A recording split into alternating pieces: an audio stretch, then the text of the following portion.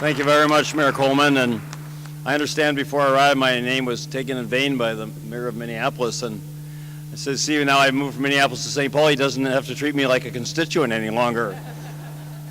But seriously, both Mayor Rybak and Mayor Coleman have been extraordinary leaders in promoting the use of transportation that uses alternative and renewable energies. And Mayor Rybak, every time I walk downtown Minneapolis and go by the bicycles, I feel guilty that I'm not using them as I should be. The electric buses that both of you have pioneered, and now Mayor Coleman, this incredibly exciting project for St. Paul, and it's a great tribute to you that you, with your leadership, St. Paul has been selected by Ford Motor Company. I want to recognize and thank Ford for being participants in this, and only thing that would make it even better is if you would allow the mayor and myself to come and persuade your corporate leadership to manufacture these at the Ford plant here in St. Paul. And maybe we could have a chance to do that sometime in the months ahead. But this is significant in its own right, and to Xcel and Azure Dynamics, and especially again to the city of St. Paul and Mayor Coleman for your outstanding leadership. And I don't want to stand between everyone and the exciting ribbon cutting any longer, and I'm looking forward to seeing Mayor Coleman drive it around the here. So let's get on with it. Thank you very much. Oh, I'm sorry. Wait, one more.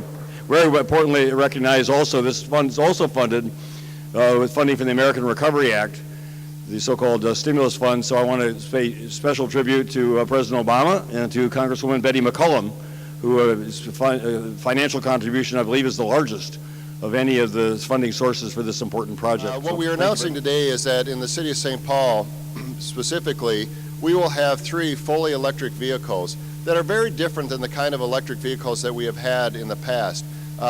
These are vehicles that can drive at highway speeds. They can go 80 miles an hour or 80 miles on a single charge. They will cost us, pennies on the dollar to charge them, which is really, really significant, and a very, very, very significant drop in the amount of carbon emissions that will be produced by these vehicles. In the city of St. Paul, we spend over $3 million a year on gasoline. Now think about that if gasoline goes up, as is predicted by some, to $5 a gallon by 2012. The cost savings, as we can convert to an all-electric fleet, are absolutely significant and incredible, and will help us just on the bottom line in the city of St. Paul. But we need to continue to work together, both the public sector and, more importantly, the private sector, to make investments in clean energy.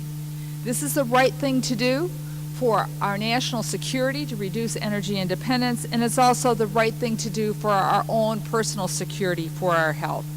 Cleaner air and cost savings are going to add up for a win-win for taxpayers. Almost chuckle at the fact that we stood here and celebrated a couple new cars moving forward, but it is critically important to have government lead the way on this, because we need to move forward faster, and at a period of time where the economy has slowed, we can both clean the environment and create new jobs. This is the start. And that's very important, because we still have kids out there who are getting asthma that's triggered by line sources and mobile sources. That's the next great frontier on the public health front for air pollution control. It's an issue we're all going to have to confront.